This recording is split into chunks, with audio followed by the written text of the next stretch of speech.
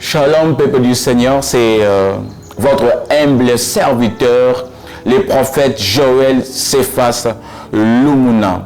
Bienvenue dans ces temps d'édification. Nous serons bénis aujourd'hui par une parole spéciale pour vous. Je vais vous parler de 4 raisons qui poussent Dieu de nous visiter. 4 raisons. Bien sûr qu'il y a plusieurs raisons qui pousse Dieu de nous visiter.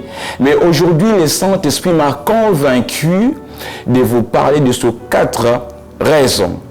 Alléluia. Est-ce que tu peux me donner un amen là où tu es? Bon, d'abord, je m'en vais pour définir la raison, que signifie la raison.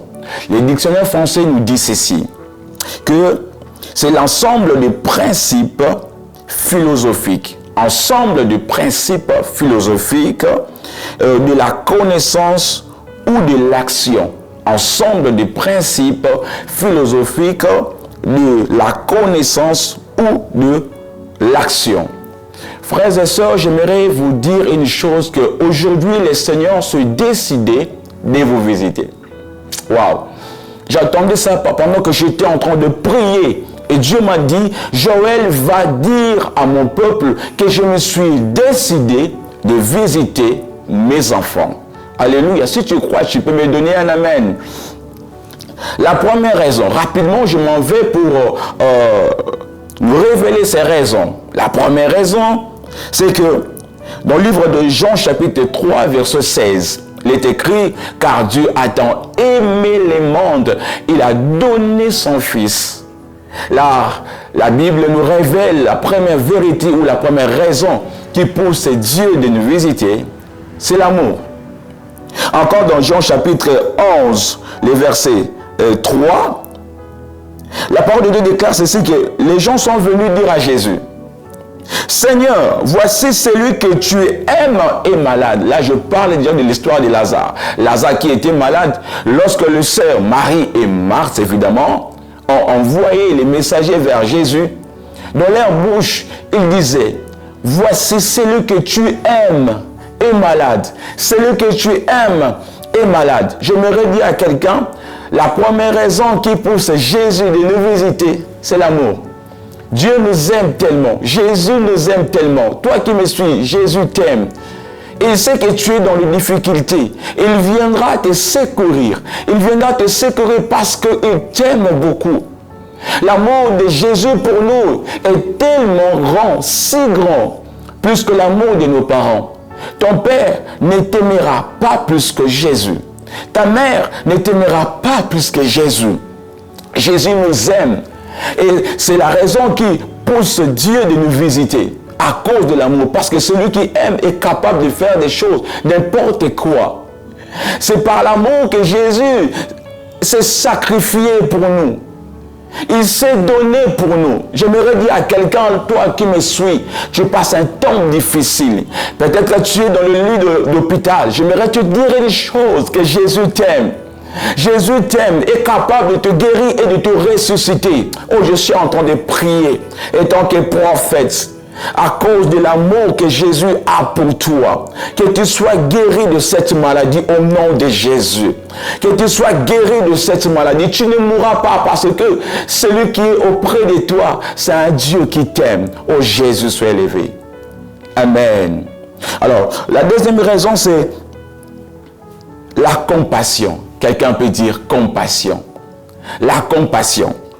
Dans Luc chapitre 7, dans le verset 11 au verset 15, mais j'aime ce qui s'est passé dans le verset 13. Ça me fait tellement de joie. J'aime ce qui s'est passé. On parle de l'histoire d'une femme dans la ville de Naïn. Il y avait une femme qui était veuve. La femme avait un fils. La femme, d'abord, avait un homme. Et un jour, elle a perdu son mari. Elle est restée qu'avec son fils. Sa consolation. La présence de son fils la consolait. Il y a des gens, quand ils restent dans un mariage, il y a des difficultés, mais quand Elle regarde seulement ses enfants. Elle se dit, non, quand je regarde mes enfants, je me sens consolé. Peut-être que tu es en train de passer un temps difficile, mais quand tu regardes ta femme, tu te sens consolé. Oh, ma prière est que Jésus te console aujourd'hui. Que Jésus te console aujourd'hui. Mais le comble est qu'un jour, une tragédie frappa à sa porte. Son fils, sa consolation était encore partie. Elle a perdu tout ce qu'elle avait. Son fils était mort. Et pendant qu'elle était accompagnée pour aller enterrer son fils, les gens l'accompagnaient. Les gens pleuraient avec elle. J'aimerais dire à quelqu'un, les gens de ce monde ne viendront pas t'aider. Ils seront là pour pleurer avec toi. Ils seront là pour, au lieu de te consoler, d'autres vont commencer à te condamner. Si cet enfant est mort, c'est par ta faute. C'est par ta faute. J'aimerais dire à quelqu'un, les hommes vont te condamner, mais Jésus ne te condamnera jamais. L'amour de Jésus pour toi dépasse les condamnations de ce monde. Jésus t'aime. Et la femme continue. Et Jésus aussi allait se diriger vers la ville. Et Jésus a rencontré cette situation. La Bible déclare dans le verset 13. Le Seigneur, l'ayant vue, fut ému de compassion pour elle et lui dit, ne pleure pas. Ému de compassion. Jésus l'a secouru non parce que cette femme priait beaucoup, non parce que cette femme elle était croyante, mais c'était par pitié, par compassion. Le Seigneur parfois nous visite par pitié, par miséricorde, par compassion. La compassion, c'est quoi? On dit sentiment qui nous fait partager la souffrance d'autrui ou connaissance de cette souffrance. Sentiment qui nous fait partager. Donc, elle ressent ce que toi, tu ressens. Cette souffrance-là que tu vis, Jésus est capable de partager cela avec toi. Alors que lorsque les hommes viennent, ils commencent à pleurer avec nous. Mais Jésus, quand lui vient, c'est pour résoudre, c'est pour faire ressusciter notre consolation. La chose importante que nous avions perdue, quand Jésus arrive, c'est pour le ressusciter, c'est pour nous consoler. Jésus viendra aujourd'hui te visiter par compassion. Ah, ma prière est que le Dieu de la compassion, Jésus lui qui est la compassion, il est la source de miséricorde, il est la source de la compassion, qu'il vienne te visiter in the name of Jesus. Telle est ma prière pour toi, telle est ma prière pour cette saison, telle est ma prière pour cette année. Telle est ma prière pour ces mois. Que Jésus vienne te visiter. Que Jésus vienne te localiser. Que ta situation change. In the name of Jesus. Alléluia. C'était par compassion. Cette femme, la Bible, aucun endroit mentionne qu'elle priait beaucoup. Mais quand Jésus l'a vue, ayant eu pitié d'elle, Jésus a ressuscité son fils. Alléluia. Jésus est capable de ressusciter ce que tu as perdu. Je ne sais pas ce qui était perdu.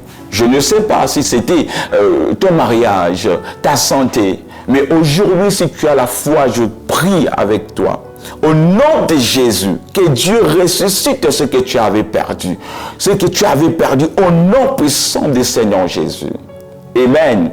Alors, la troisième raison, quelqu'un peut dire avec moi, troisième raison, prophète. La troisième raison, c'est que Jésus peut venir nous visiter à cause de nos œuvres. Quelqu'un peut répéter œuvre. Répète encore œuvre. Dans Luc chapitre 7, le verset 1er au verset 10, là, la Bible nous parle du centenier, l'officier romain. Lui qui avait des soldats. Et puis il y avait un de ses serviteurs qui était malade. La parole de Dieu déclare ceci, qu'il tenait vraiment à son serviteur.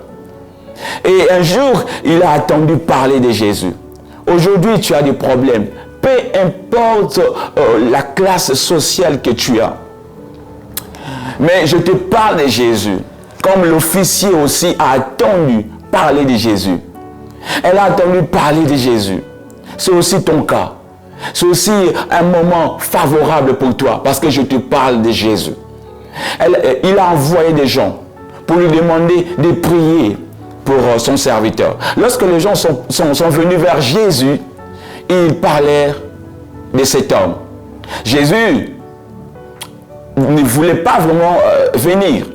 Et puis il y a des gens qui sont venus, ils ont commencé à plaider pour l'officier.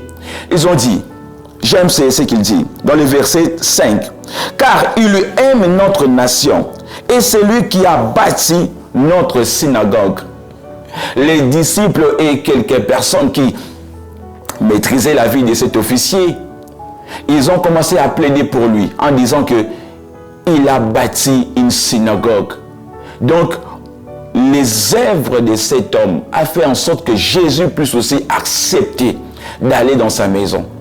J'aimerais dire à quelqu'un que cette saison, le Seigneur s'est décidé de te visiter à cause de tes œuvres. Frères et sœurs, j'encourage aussi une personne, peut-être que cette citation n'arrive pas à se débloquer parce que tu n'as pas de œuvres. Des œuvres. Dans l'Apocalypse, on parle que Jésus, l'Éternel, viendra nous récompenser selon nos œuvres. Tu dois mettre tes œuvres sous la balance. Est-ce que cela pesera? Qu'est-ce que tu fais pour l'œuvre de Dieu? Je crois que cette année, si tu te lèves, tu te dis, je bâtirai un temple pour le Seigneur. Le Seigneur te donnera l'enfant que tu cherches. Le Seigneur te visitera. Le Seigneur te donnera les postes que tu cherches depuis longtemps. Le Seigneur t'accordera la guérison que tu cherches. Cette saison, Dieu veut te visiter. Mais où sont tes œuvres? Les œuvres. Jésus viendra te visiter à cause de tes œuvres. Et la quatrième raison, c'est que quand Jésus s'est décidé d'aller guérir le serviteur du centenier, oh wow, alléluia. Le centenier a encore envoyé des gens, disons ceci, maître, tu n'es pas digne de venir dans ma maison, parce que moi aussi, j'ai aussi des serviteurs sous mes droits. Je peux dire à celui-ci, va, il ira. Fais ceci, il le fera. Et toi aussi, tu peux le faire. Jésus a dit, et cet homme a dit, dis seulement un mot, ton serviteur sera guéri. Dis seulement un mot. Et ce qui était étonnant pour Jésus, Jésus a dit, je n'ai jamais vu cette dimension de foi dans tout Israël. La foi. La quatrième raison qui pousse Jésus de nous visiter, c'est la dimension de notre foi. C'est la dimension de la foi que nous avons. J'aimerais dire à quelqu'un, as-tu la foi? Est-ce que tu crois que Jésus peut te guérir juste en écoutant cette exhortation?